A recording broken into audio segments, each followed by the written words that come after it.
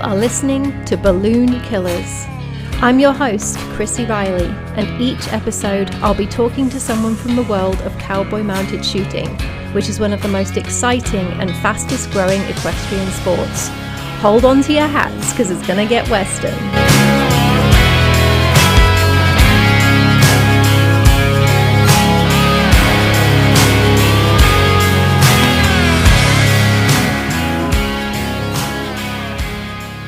Hey shooters and wannabe shooters and anyone else who might be listening to this podcast. I hope that you're all doing well.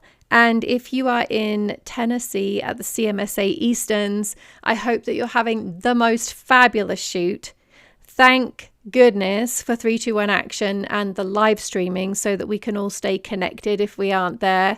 I knew I would be wishing I were there, especially with the futurity. As most of you know, I was hoping to take my youngster to the futurity this year. It's her futurity year, but honestly, she just wasn't ready in time. And also I couldn't get the time off work. So there was that. And then I was really excited about Cavalry Worlds too, but there's always next year, right? Over here in Colorado, we are getting ready for what has become one of the biggest shoots of the year for the Colorado regulators, and that's the Pistols for Pink shoot. It's a shoot that fundraises for a breast cancer organization, and the organization that we have chosen is called Hope Lives. They have provided me with all kinds of support through my cancer journey and beyond, and I'm incredibly grateful to them, and this organization is very near and dear to my heart.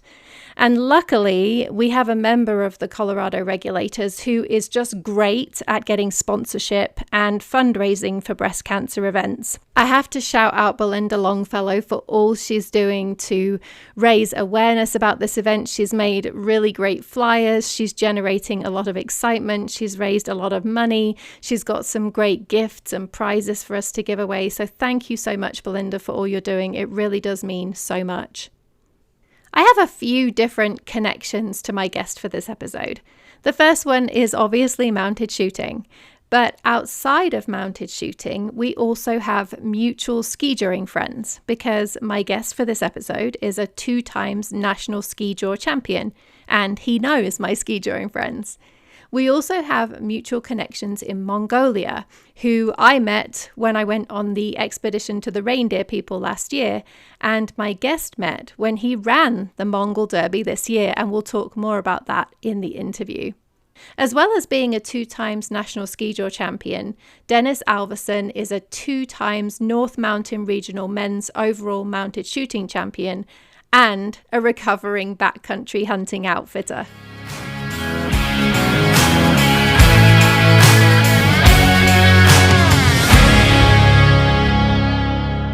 How long have you been shooting and how did you get into the sport? I've done it for about 6 years. And fortunately, I had a good friend from skijoring who was the president of our club. He introduced me into it. He was strongly urging. And I'll tell you, every now and then I still thank him for pushing me to do it because it just propelled my horsemanship and being around that caliber of horsemen, because there's a lot going on with mounted shooting. And there's no shortcuts. It was very challenging, and I was just thankful that he pushed me to do it. What do you love about the sport? Definitely the community, but I love horses. So when I went from just regular trail riding, pack trip type of horses to performance horses, it was like going from driving a diesel truck to jumping in a Ferrari. And it was a whole different animal. I mean, I had to go to clinics, I had to study, I had to really focus on this type of horse. Had a whole different mindset. And so mainly the challenge, is what really drove me in the passion for it. And you mentioned that you got into it through skijoring. What was your horse and or gun background before mounted shooting? Trail riding, backcountry outfitting for hunting.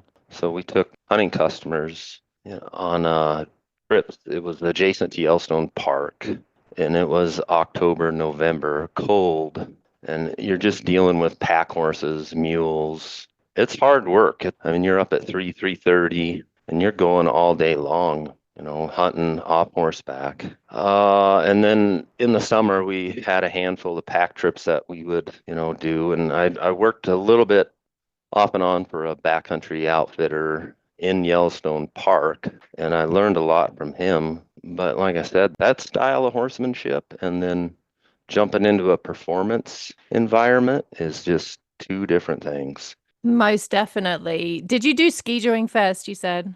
I did, and I think it's been about 12 years I've done that. And how did you get into ski joring? My daughters, I think they were about 6 and 8 years old. They saw a flyer at Bridger Bowl because we would ski at our local ski area, and it was about ski jorns. So it's, and they do a lot of riding with me. They saw this horse and this skier being pulled behind it, and it really got their attention. And that was a flyer for a event in Bozeman at Rose Park. And so I'd always kind of pulled them behind like a UTV or a four-wheeler on skis, but we never did it on horse. And we started doing that. And it was just a lot of fun. We practiced and then we went to that event and they were excited. From there, I was kind of just doing it with them. And then I really got hooked.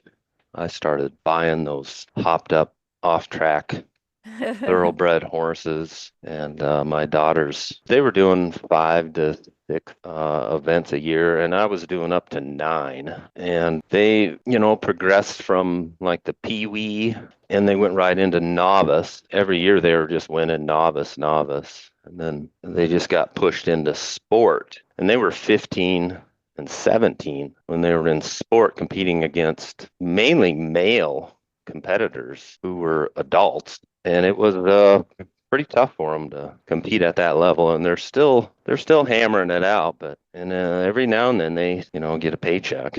That's impressive. So are they skiing or are they riding? Do you have to do both in ski joring? Do you have to ride and ski, or can you just ride? No, you don't have to do both. But they both grew up on a ski hill, and they've always been around horses. So they're both really good skiers. And as far as the riding goes with ski joring, I mean, it's just, there's not a lot to it. You're just going fast, pulling up a little bit, and moving your horse to the gates. So it's not anything like mounted shooting. It takes a good rider, but it's a lot easier.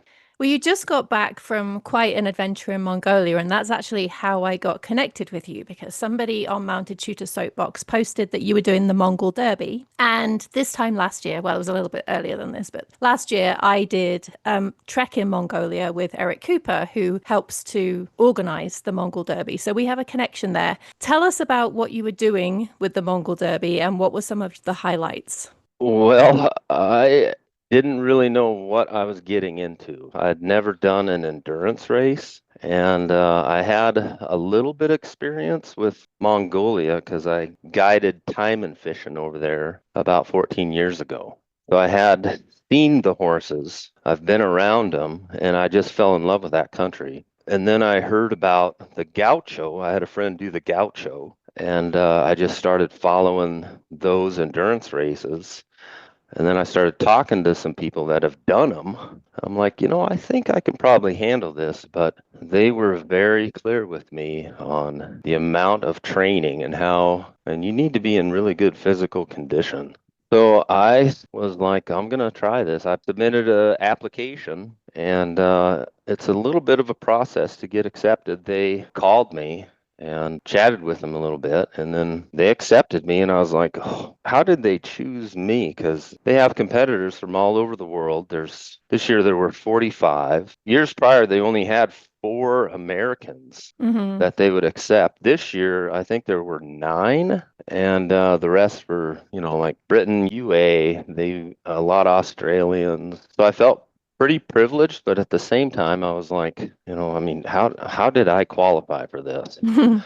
I just started doing my homework and I went right into cardio. I did a lot of, I set some goals. I talked to previous competitors and they told Hmm. me how to train for it, what to do when you get there, how to, go through the vet checks, how to navigate. And I bought the GPS, I bought the saddle, the endurance saddle, and I started riding My goal was 4 times a week, 20 miles a day, 8 horses. And I would long trot them for 5 miles, come back, saddle another one, long trot that one for 5 miles. And that really is what got me into good shape, good riding Mhm. shape. And then I had to wear, you don't want to go out there in like Wranglers and a hat. So I really kind of went out of the comfort zone and I had to get those stretchy britchin pants. Yep. They were hard to put on. My daughters, they laughed so hard when they saw me wearing those. And I then bet. I had to get these, boots with the half chaps and then a helmet, which I've never worn a helmet.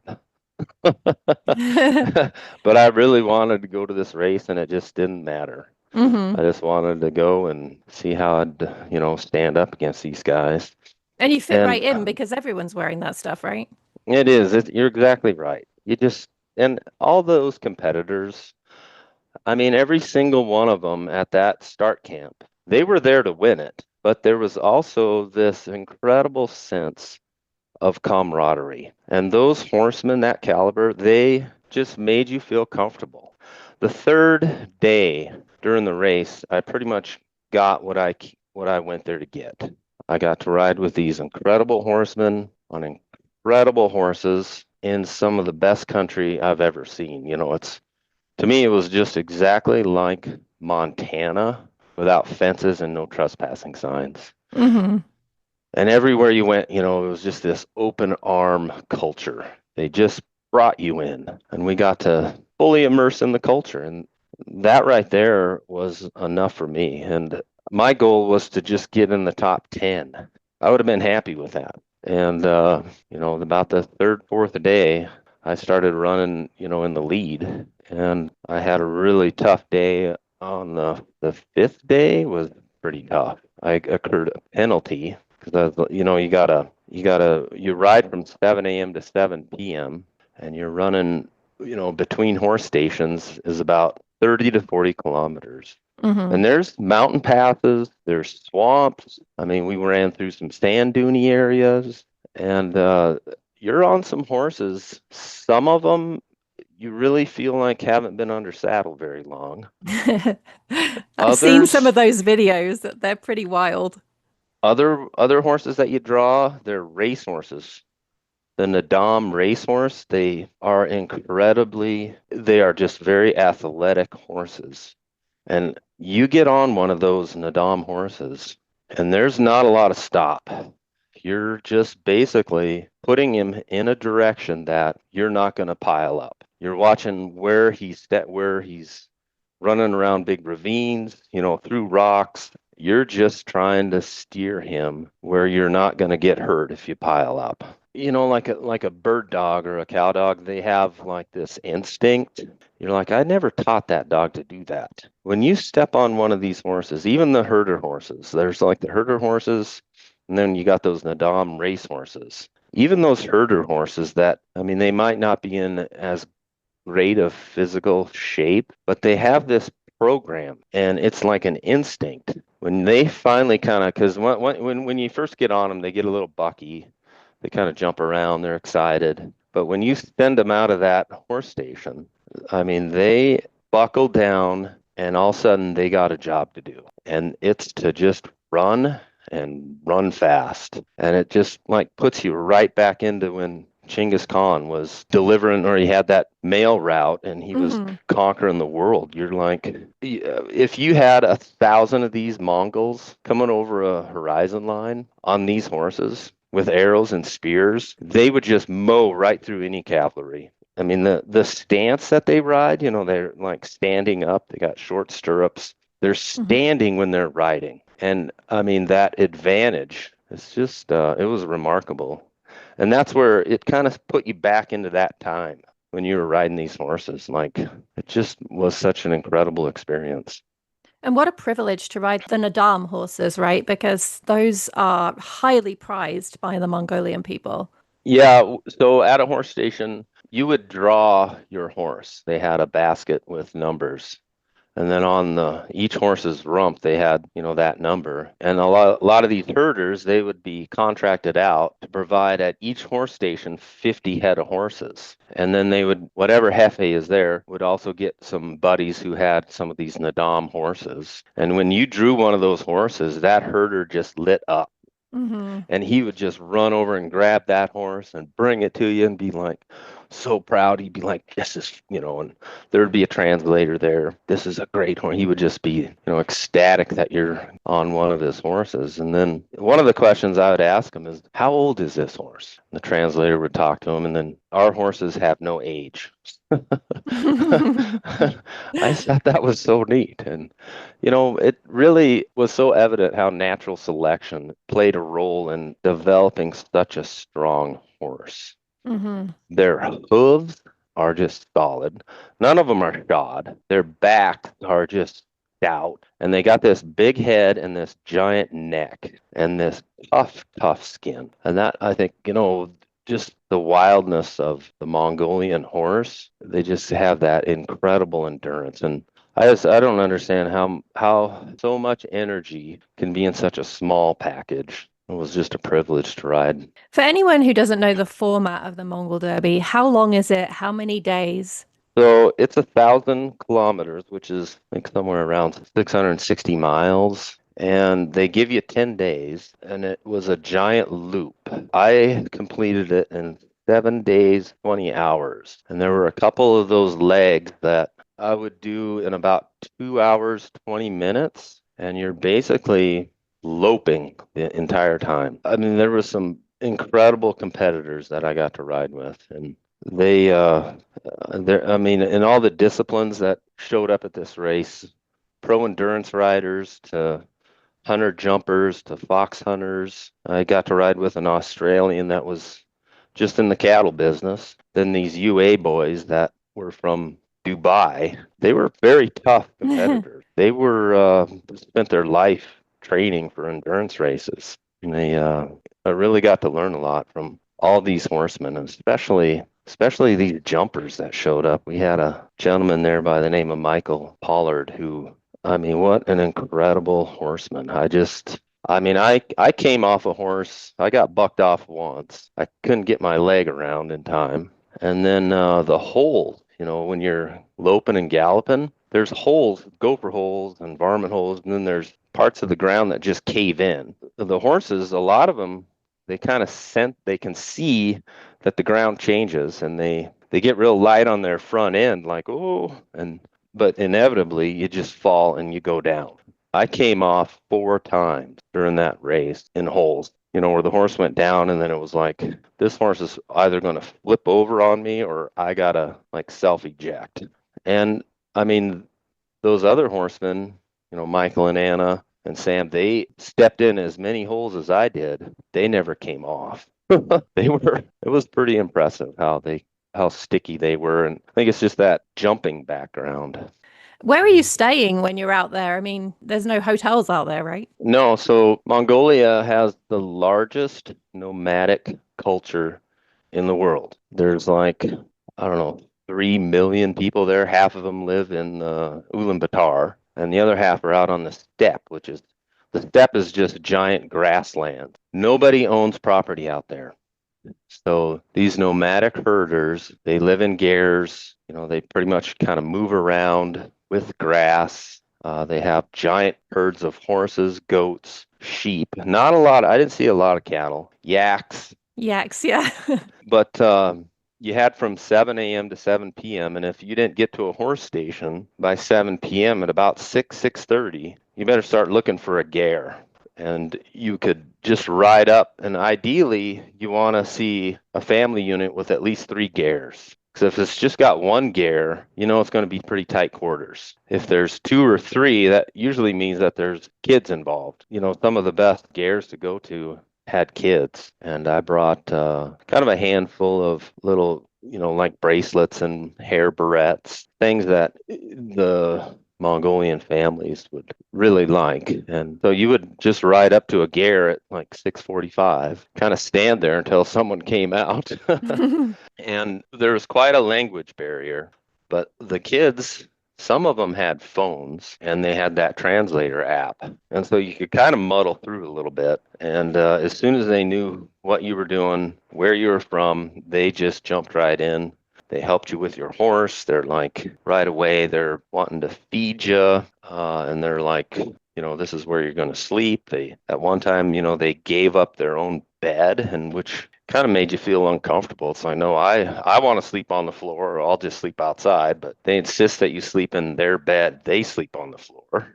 Mm-hmm. But majority of them, they would kind of sleep in their own beds, and it was comfortable. But they have a lot of customs, and the really easy thing I found was seems like the herders all did the same things. They had the same bridles, the same type of saddle, the same setup in the gear. You walk in, on your left is, that giant kind of cowhide basin that is full of mare's milk. Mm-hmm.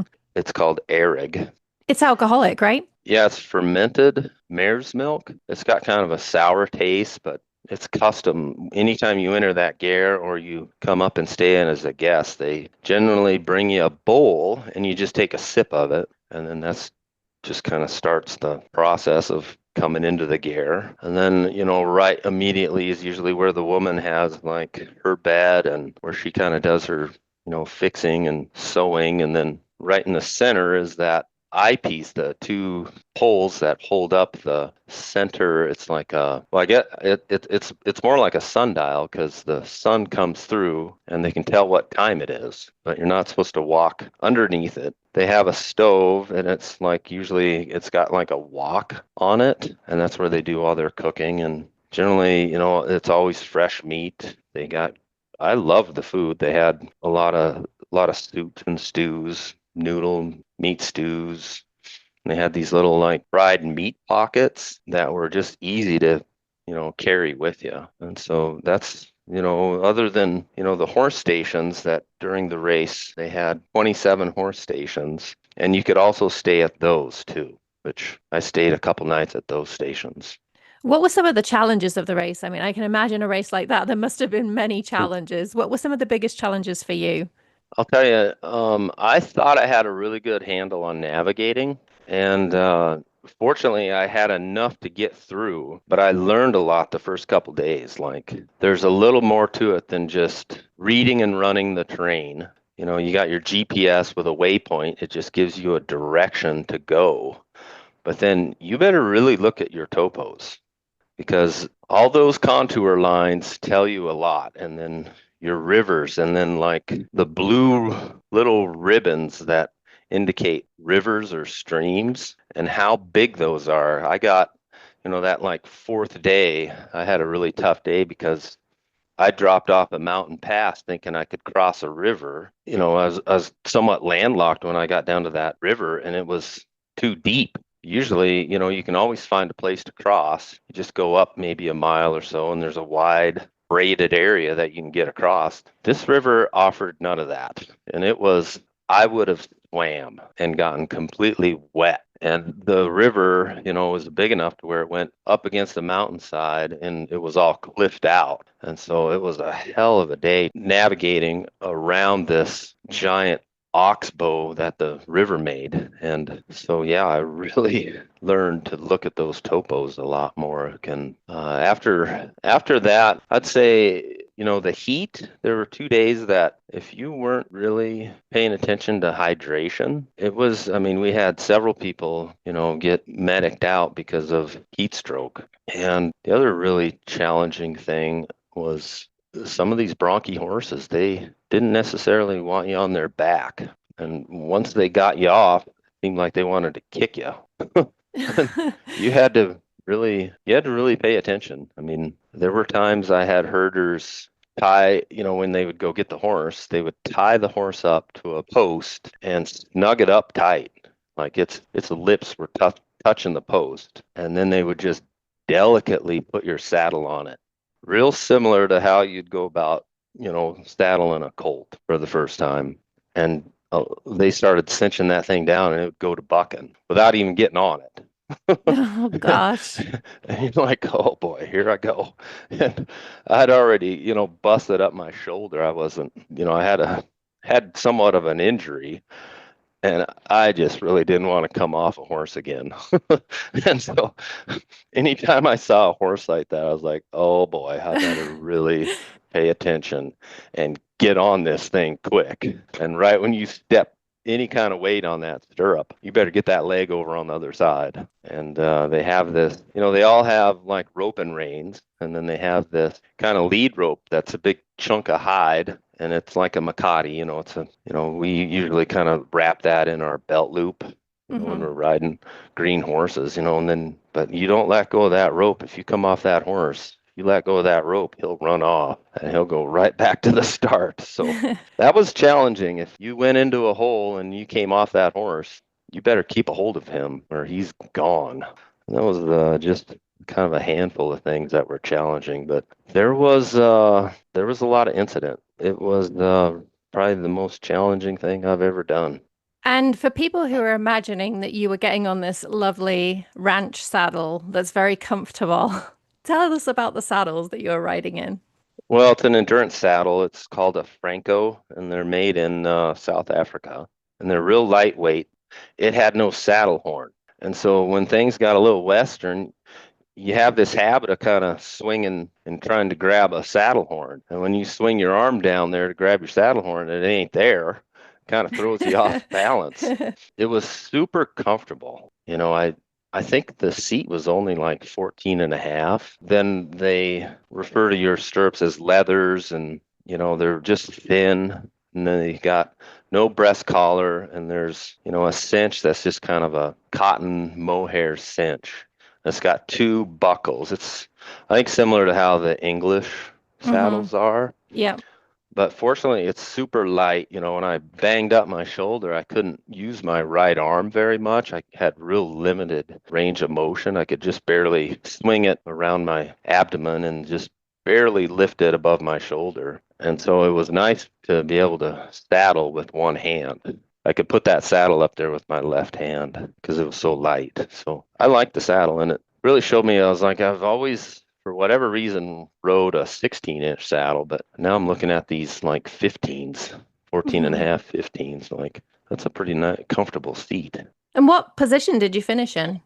I ended up in second place, and there's quite a backstory to that. I was running with the top four for, a fair amount of the race. I was kind of bouncing around with the leaders. And then I got that penalty, and then I went on that little trail ride down to the river. I couldn't get across, and that leg cost me, it took me about 5 hours, where a lot of our legs took 2 hours. The first four riders came across the finish line, and they all shared first place. And then I was riding with the Australian Sam Phelps, who was just an incredible man from Australia, cattle. We rode great together the last, I think, 2.5 days. I think I spent 3 nights, 3 nights with him. And we slept out a little bit. And we got to that last horse station, 27, I think, horse station 27. And it was like 5:45, 6 p.m. And Sam's like, Dennis, we need to get on and go. Let's go. I'm like, shit, let's just stay here at this horse station. They got like, a shower. So I'm like, all right, buddy, I'm with you. And we got on and rode that last, 45 minutes to an hour, but we drew really good horses. And we cut off another 15K that night. Slept out under the stars. A funny thing about that night, we had to cross a road, not a super busy road, but there was a service station. And Sam, when we went by this service station, he smelled fried chicken. And we've been out there eating goat meat and noodle stew for 7 nights, 7 days. And I had the hardest time pulling him away from that fried chicken. I'm like, buddy, we can't stop. We only got 15 minutes until 7 p.m. and we got to get to this water because you got to camp by water and grass. And that was a fun night. We almost lost because of the smell of fried chicken at a service station, a gas station. And then we Uh-huh. get to the water and we get kind of camped, and you gotta, we're wearing those trackers where it shows your location. Mm-hmm. And Sam's like, Dennis, we can just leave our trackers here and walk back to the service station and get some fried chicken. I'm like, Sam, no, we're so close. We're so close. Let's just camp out and just keep our cool. And we're going to go across the finish line. And at that time, I knew there were four riders ahead of us. And I was like, Sam, we're in the top 10. We're doing great. And then when we crossed that finish line the next day, it was about 9 a.m., 8:45. Then we learned that we were in second place. It was, I mean, it was pretty emotional. You know, when you're out there for almost 8 days and you have this joy, this adrenaline, this pain. I mean, you've got this uncertainty of like where the hell you are. You're riding these horses that are, they're bolting on you, or they're just, some of them are just like, you got to really pedal them. And then, you just have this flood of highs and lows for 8 days. And Sam's aunt and uncle were at that finish. And there were media. And then, we had Michael and Anna. And then the two UA boys, they were there, which there's quite a backstory with them. They were trying to shake us really hard. They were throwing a lot of punches. They were there to win it. And it was pretty much at any expense, they were going to win it. Now, with that being said, they showed an incredible amount of respect and good sportsmen at the end. And we all became friends again because there was a couple days there that got a little contentious, and it was a horse race. We were out to win it too, but when we came across that finish and learned that we were in second place, and that Khalif and Isa, the UA boys, waited for Michael to cross that finish, it was just kind of a flood of emotions. Way to represent the shooting community. I am just in awe of your achievement. Well, it was an ass kicker. On that note, with communities, with the skijor and the mounted shooting community, this last shoot that we were at in Hamilton, Derby, we did awards, and all the people there are just they're ecstatic to hear about the Mongol Derby. And I'm gonna present them with a nice slideshow, but I was up there doing awards, talking about it, and then I said I need to tell you about one day that I had that was particularly tough. But when I got to a horse station, I mean, I was dehydrated. My shoulder was aching. I was in pain. I had blisters. And I was really thinking, like, I don't know if I can go on. Fortunately, there was Starlink at that horse station, and I was able to call my wife. And I was just like almost ready to be like, I don't think I can do this anymore. And she could hear it in my voice. But then I got all this social media stuff from Facebook and Instagram. I could not believe the amount of support I had from the mounted shooting and the ski joring community. And it just like gave me a shot in the arm. And I just picked things up, drew another horse, and off I went. I love that story. And for those of you who are interested in the Mongol Derby, there really is great social media coverage of it. You can literally track your favorite rider. You were our favorite rider this time, Dennis, for sure. You can track your favorite rider live and see where they're at. And there's a ton of social media posting about it. We were aware of the live tracking, and it was pretty amazing how many people were following me.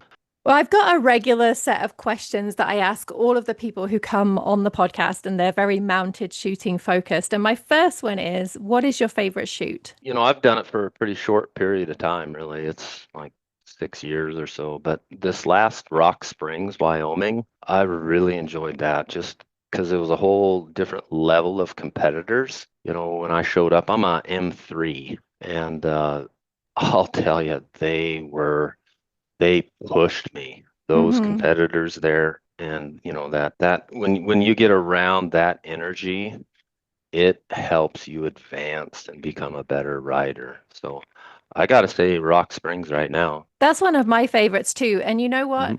I always leave saying the same thing. 3 days of shooting against that level of people, I'm such a better shooter by the end of it. Just being around those people, I feel like I'm absorbing some of what they know through osmosis or something.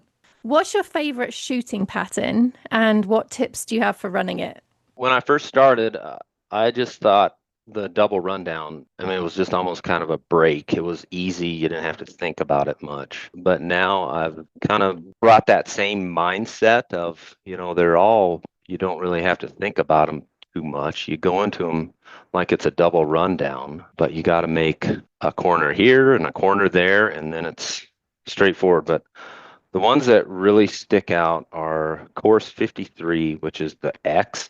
And fortunately, I've been able to kind of hang out with the Caspersons and some other really incredible horsemen like Rick Farnsworth and Terry High. They at any time, they'll jump in and give me tips. And one of them was on this X to try to shoot that double in the middle. If you can shoot that double in the middle, then you can come around and treat 4 and 5 as a gate, 6 and 7 as a gate, and then just run straight down and hit 1 and 2. And so you don't have to make that corner. And when that works out according to your plan, it's super rewarding. What about your favorite win and why? I'd say in 2022, we put on a North Mountain Regional in St. Regis, and we had pretty quality competitors. And I was still, I think I was just a M1. I had a new horse, and he was a handful. He was real challenging, a Palomino that was, in that kind of racing blood, chargy. So you were kind of always in his mouth. Mm-hmm. And they're bouncy. When you're in their mouth, they just seem a lot more bouncy and just always trying to bolt. But that competition, I went there and it really sunk in how important the mental game is. And I just before each stage I just studied that pattern and I like set it up in my mind. I went into the kind of the warming area and I trotted it in my mind. I just trotted it. And I shot, it's like off shot, right. You get in the horse, with your leg, shape him here, kind of stall him out, going around the barrel, around tight. And all that came together for me at this competition. And I ended up winning the men's overall. And that was the most memorable win that I had. That feeling of it all coming together, there's nothing quite like it, I don't think, especially when you've been riding a challenging horse. Oh, it's super addictive. There's no shortcuts with mounted shooting. There's a lot that comes together, your horse, your guns, the pattern, your physical condition, and your mental condition. And when all 5 of those come together, it's just super rewarding. Well, you clearly do a lot around horses. You've got your mounted shooting, you've got skijoring, you've just done the Mongol Derby. What are you planning next? What's the next big adventure for you? Well, I got invited to that gaucho, and that's, in Patagonia. It's in February. And I'm reluctant to commit because right now I just kind of want to focus on family stuff a little more. I got a daughter that's in her senior year, and we got I got at least another year of ski joring with her, and I would miss a handful of those events, and those are pretty important because it brings the family together. And Mm-hmm. so as of now, I don't plan on doing any endurance stuff. I'm going to just focus on things that involve my family. Well, that sounds like a wonderful plan for the next year. And I'll be looking out for you in the gaucho in future years because just because it's not going to be the next year doesn't mean it can't be later on, right? You might see my name on the roster in 2027. Watch this space. Yep. Well, thank you so much, Dennis, for your time today. I have loved hearing all about your adventures at the Mongol Derby and everything else that you've been doing. So thank you. Well, I appreciate that. I really appreciate being a part of this and promoting mounted shooting because, it's just made me a much better horseman. And I just look forward to being around these people. Everybody just brings you up and lifts you, and it's a great community. I couldn't agree more.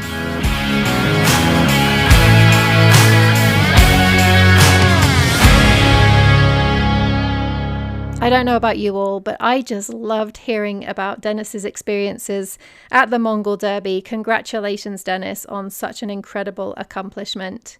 If you're in Tennessee at the CMSA Easterns, have the most wonderful time and safe travels home. If there are balloon killers you would like to hear interviewed, please email me on balloonkillers@gmail.com. That's balloonkillers, all one word, @gmail.com.